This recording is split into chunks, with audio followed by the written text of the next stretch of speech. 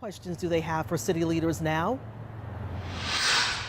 Several, and one of them being, how could this have been different, and could officers have taken the time? The police department and the mayor's office sitting just a few floors up here at City Hall, but despite that, no comment from them as the family to Robert Rose continues to demand those answers. You can see just how much this hit this Arby's here. I mean, what used to be a full dining room cleared out completely, debris in the form of insulation, what used to be dining room chairs, all spread out onto the road. Hicks' attorney branded this as, quote, the worst day of Hicks's life. And as Hicks continued to wipe his face with a tissue, his attorney continued, saying he never expected to find himself on the wrong side of the law. President Joe Biden delivered a keynote speech at the South Carolina State Fairgrounds just a few days short of the 2024 First in the Nation vote. A search and rescue coordinator at the Boston Coast Guard sector called this investigation something that he'd never seen before, despite 30 years of experience under his belt. You can see some of these plow trucks that are coming through. They're picking up some of the snow.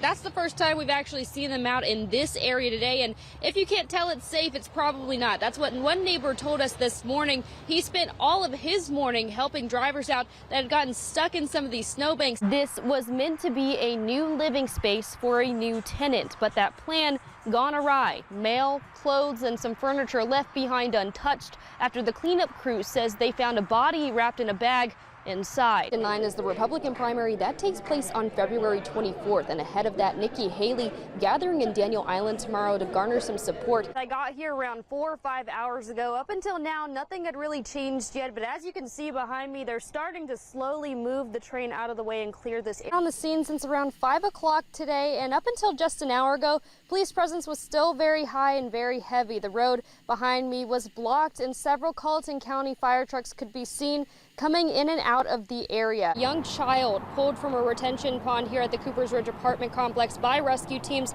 and pronounced dead on the scene. Residents on Hoot Owl Court have been really dealing with this for the past few days. Well, this is the entrance street right now to Donahue Drive. That's right off Old Town Road here in West Ashley. And as you can see, all of this water behind me that's flowing into the street, that's even going into some driveways up to front porches, that is contaminated water. That was to reports of 2 men who were fighting, and when they arrived on scene, they say one of those men pulled out a firearm, and that's when 2 of the Charleston police officers started shooting.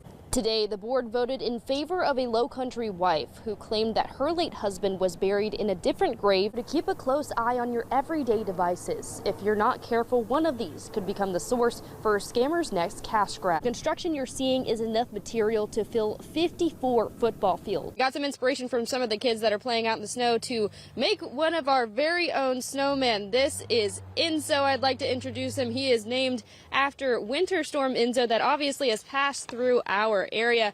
We got the jacket, we've got the hat, we got the eyebrow. It's kind of hard to create a snow angel right here. And I'm not gonna lie, my toes are freezing cold, but I don't get to experience things like this often. I mean, I grew up in the Low Country. Ow!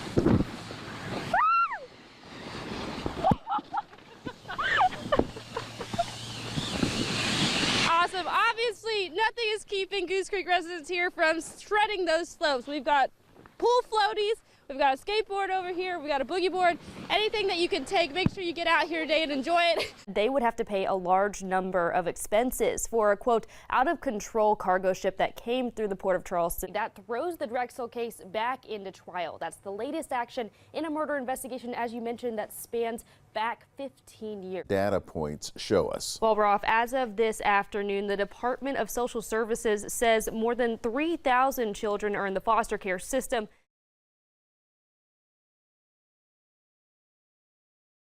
The back door started coming with a bunch of water, and it hit everything. Ankle deep in flood water, the reality for families on Drake Street in downtown Charleston. I can't look like this. I just can't. After a coastal storm brought record number high tides to the area, flooding, rain, and wind with it. Because of a flood, we had to completely demo and reconstruct everything I had built. About a month exactly again to the day, and we're closed. Yoga studio owner Kate Moon says it's the second time she's had to start from scratch this year due to flood damage. It's devastating. And I'm just scared to death as to what this all looks like for me. I don't know where to go.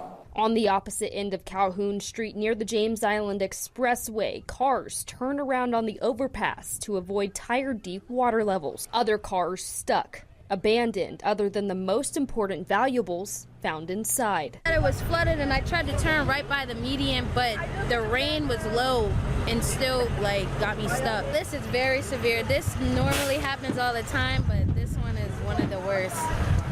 Live 5 News reached out to the city of Charleston and the office of Governor Henry McMaster for the next steps to recovery.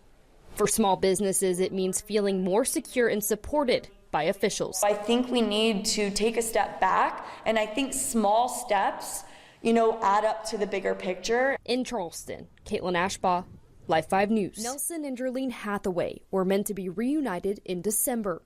60 years together, coming full circle until the late grandfather's funeral service took a turn for the worse. When they dug up the hole to put him in, they realized that my grandmother, who was supposed to be at the bottom, he was going to be on top, wasn't there.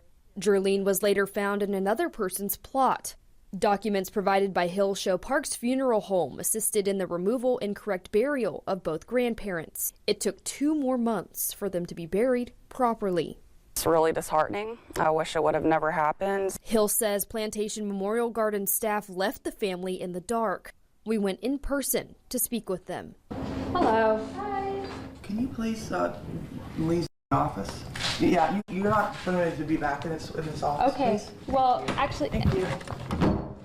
We have a family that had a situation in December where her grandmother was buried in the wrong plot. They found out when they had to bury her grandfather in the double plot. So is there any comment you have on that? No, you can leave the office. How about the recent public reprimand you received?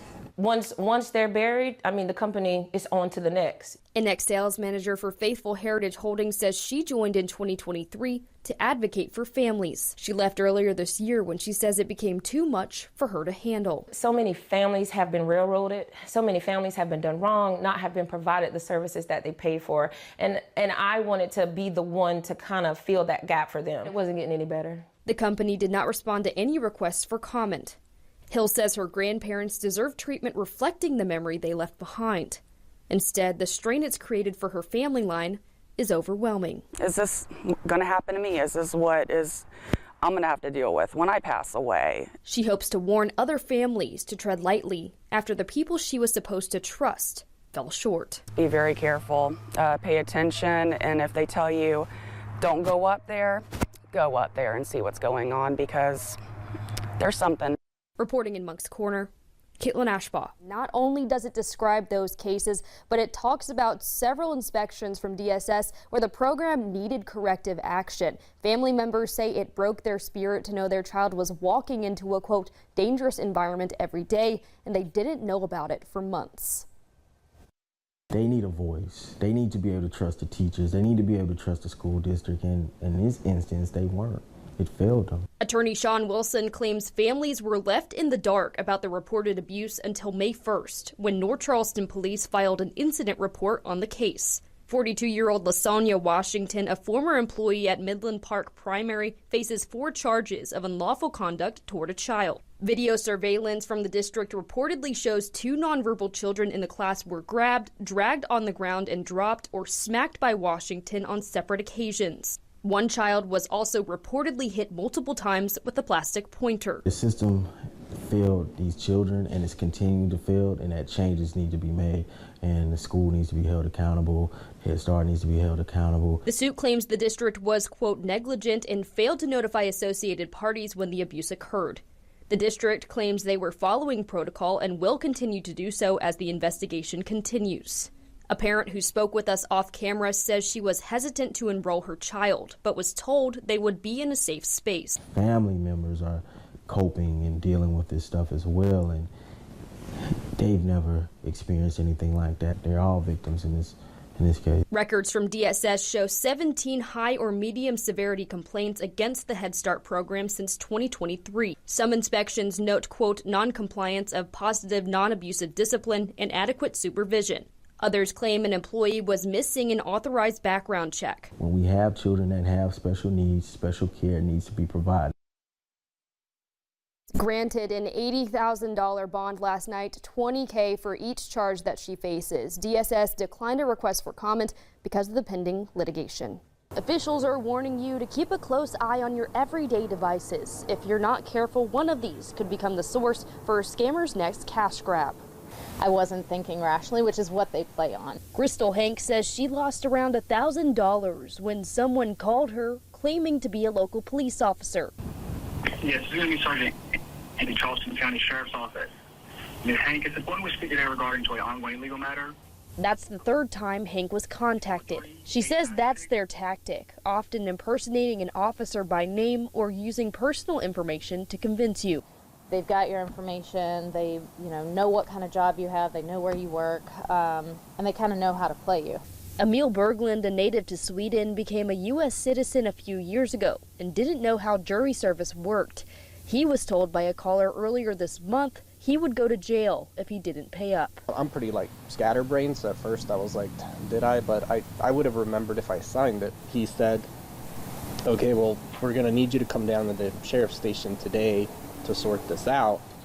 And he listed off a couple of citations.